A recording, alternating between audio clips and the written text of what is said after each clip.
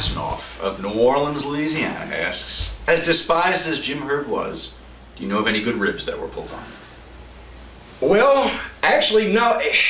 You don't rib people unless you like them or unless it's some fucking annoying fuck that you really don't like and you can get away with it. He didn't fit either category because nobody liked him, but at the same point he had a position of power. But when, I can't remember what the milestone was, but I was living in Knoxville because I remember making the phone call to 1-800-Flowers or whatever from my office downstairs. So it was in 92, right before he left. He was fixed to leave because he left in 92, so he was fixed to quit.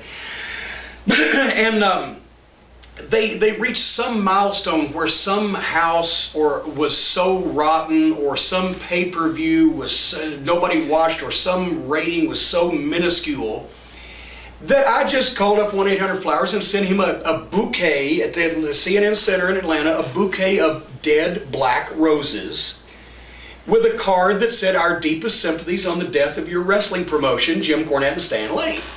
Well, then Jim Ross, later on I talked to him, and he said what happened was they evidently delivered the flower, and the card just said, "Jim, our deepest sympathies."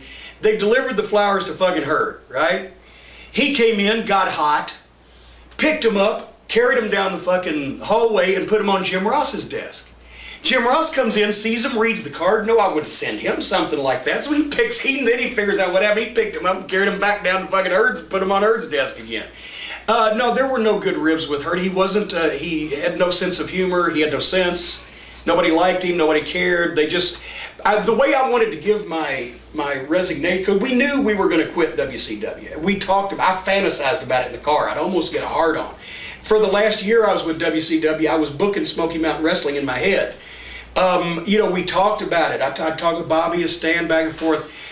And the original plan was to take the Midnight with me, but you know, we thought we'd let the contract expire. We didn't know Stan and I were going to quit, and that whole story's detailed. But anyway, I want to give my notice this way. I said to Jim Herd, I want to fucking walk in with a starter pistol, a blank gun, and kick his fucking door open and fire 5 shots at him. That's why I'm going to quit.